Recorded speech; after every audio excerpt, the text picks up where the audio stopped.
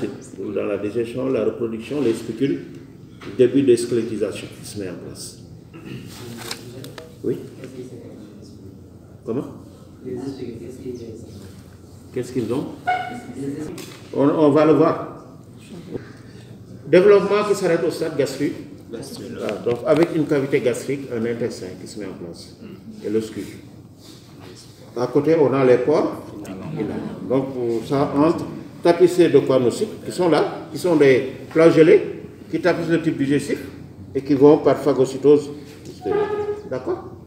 Dans notre mésoclé, vous regardez, on a des amoebocytes, des cellules amoeboïdes qui vont sécréter des spicules. D'accord? L'ectoderme, c'est des pinacocytes. C'est ça. Donc un estomac qui est là en place maintenant. Tapissé. Oui. Alors, vous voyez, sécrété par les spicules qui sont là, qui sont sécrétées, et ainsi de suite. On a maintenant, voilà, les choanocytes qui sont là. Ces choanocytes-là, vous les mettez en relief, vous voyez, il y a des flagelles. Oui. Hein? C'est en place. Qui se transforment pour jouer un rôle dans l'alimentation ou dans la reproduction. On peut maintenant enlever ces spicules et faire des préparations. Vous avez une lame normalement de spicules. Pour voir les spicules là qui sont transparents. Hein? Alors, les spongères, c'est des éponges. Des éponges marines qui sont comme ça. Donc vous pouvez les apprécier. Vous pouvez acheter des éponges naturelles, là, mais c'est hyper cher. On va dans les fonds de mer, on les récupère. Ils ont des vertus thérapeutiques, surtout en dermatologie. Mais ça, c'est les plus riches. Hein. Par exemple, les étudiants de l'UQAT. Mais peut-être qu'il faut regrouper 3 fois, 4 fois ou 12 fois sa bourse pour espérer avoir. Donc voilà, c'est à peu près. Maintenant, développement larvaire, ça s'arrête au stade gastrique là. La paroi peut être simple. Ascon. La paroi peut connaître des évasinations simples. Sicon. Et le con. Ok? Donc, en fonction de ces spicules, on les spicules calcaires, ainsi de suite. Voilà, c'est cette forme-là en fond de mer. On a l'impression que peut-être c'est des crevettes ou des trucs, mais ils sont là. Ok? D'accord? Tout le monde voit. D'accord? C'est ça.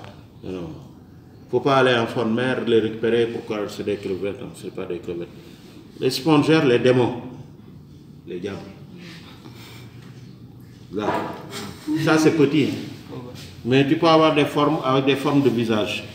Parfois, on a l'impression que c'est un visage de bœuf ou de singe ou de truc.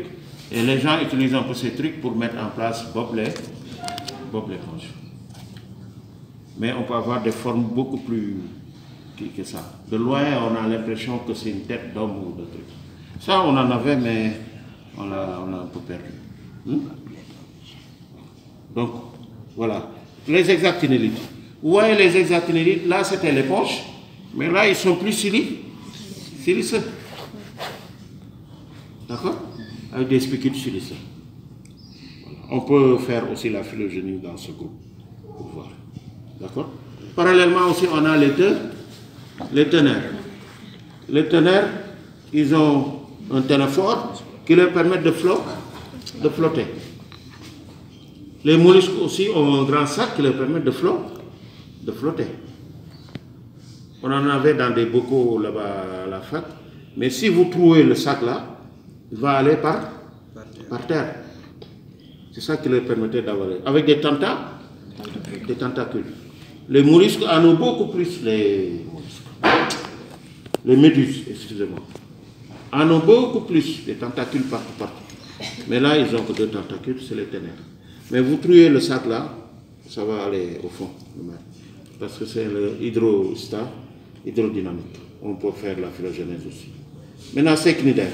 Les cnidaires, comme caractère évolutif, sont les cnidocytes.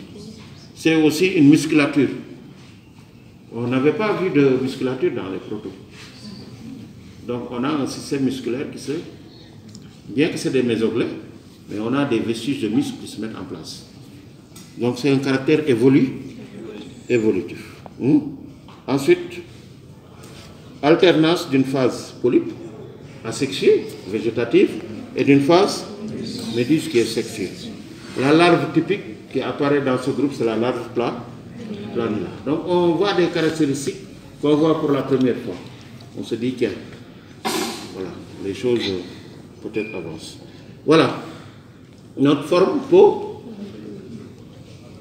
polype. Et notre forme méduse. Tu as l'impression de voir en fond de mer des choses qui n'ont rien à voir. Des trucs comme des végétaux là, fixés, et des trucs flottants qui t'attaquent.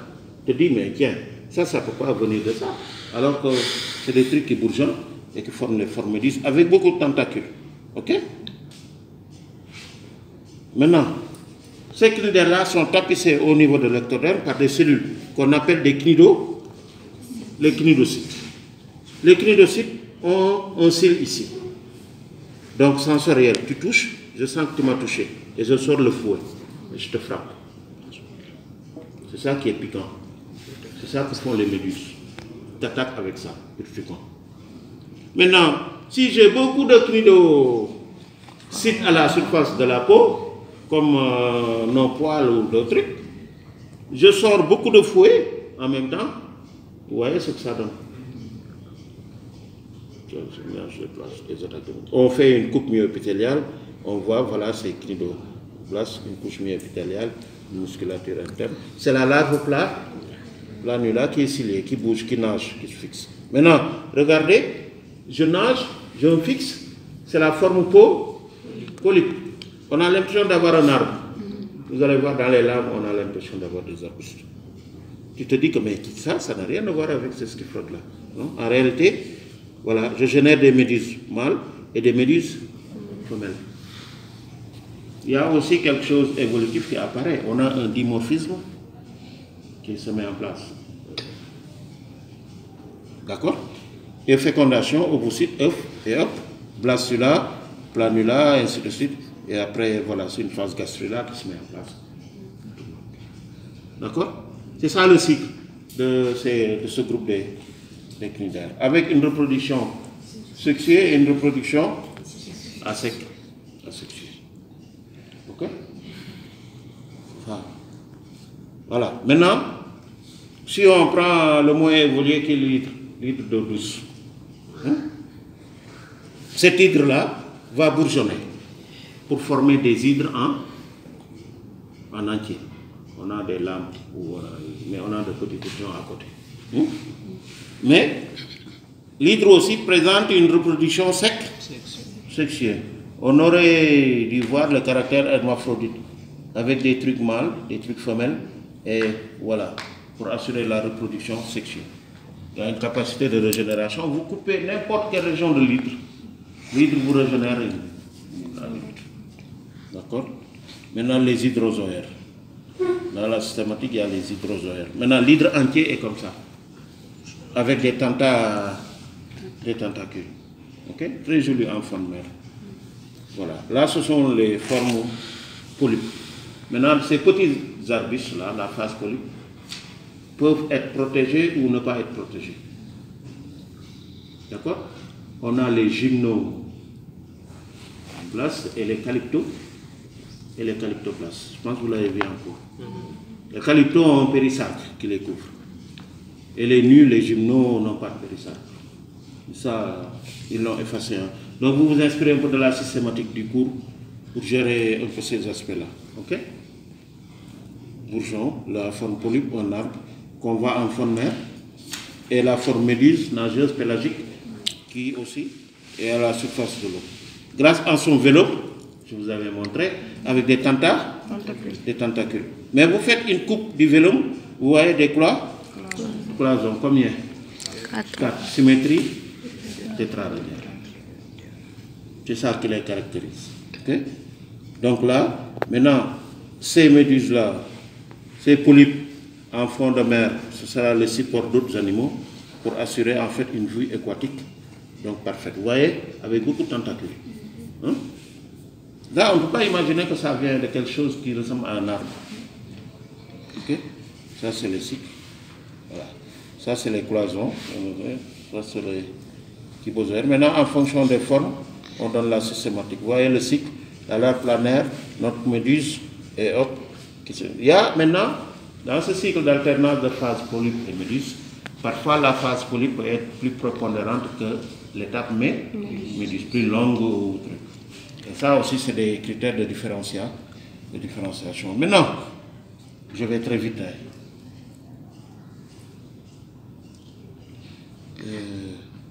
On a des hexacorallières, des octacorallières, surtout chez les cnidaires, les diblastiques coloniaux. Octa, ça veut dire 8. On a combien de cloisons? 8. Voilà, 1, 2, 3, 4, 5, 6, 7, 8. Les hexacorallières, on a combien de cloisons? 6. Donc c'est ça qu'on utilise pour décliner la systématique. Hein? Donc on les voit en fond de mer, les anthozoaires, et voilà, qui sont coloniaux. Hein? C'est extrêmement important en équilibre du milieu marin, en termes de production gazeuse, en termes de écosystème marin performant, où les crevettes, les crustacés, ou les mollusques, ou d'autres animaux vont être trouver le milieu adéquat pour vivre correctement en termes d'acidité, en termes d'alcalinité. Ces récifs marins-là jouent un rôle important. Ce n'est pas des plantes, c'est des diplastiques, ces coloniaux qui colonisent le milieu marin. Vous pouvez vous spécialiser en biologie marine et aller dans les fonds marins là, pour les étudier. Ben oui. Donc si si ça vous tente, quoi. D'accord? Ok? Puis coloniaux. Vous voyez en fond marin, voilà. Mais cette forme de colonie là dans le milieu marin, on va croire que c'est des plantes dans les fonds marins, alors que c'est des diblastiques. Hein? Qui brille grâce à une molécule dont on n'a pas parlé, qui est une protéine fluorescente, qui est la GFP. Encore ça, c'est les trucs. Avec un système de symétrie, là, on coupe, on sait est-ce que c'est un hexa ou un octo. On compte le nombre de clois. 7, 8, octacorallières. Ok? Les symétries. Vous voyez, ce n'est pas des plantes, hein. C'est des diblastiques, en fond marin.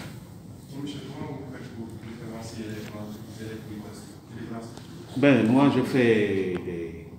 je prends une plante, peut-être je la coupe, peut-être je vais voir un chloroplaste à l'intérieur. Voilà, il n'y a pas de chloroplaste ici. C'est juste un exemple. Hein? Ok?